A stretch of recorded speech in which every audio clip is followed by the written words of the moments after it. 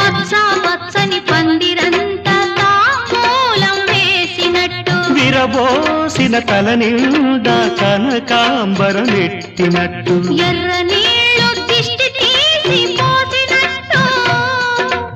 ఎర్ర నీళ్ళు దిష్టి తీసి పోసినట్టు కర్పూరం హారతి ఇచ్చినట్టు ఆకాశం ఎందుకో పచ్చబడ్డది ఆ నడుమ బొట్టేమో ఎర్రబడ్డది వీటిగాలుల తాకిడి సాగే గువ్వల అలజడి రమ్మని పిలిచే పైబడి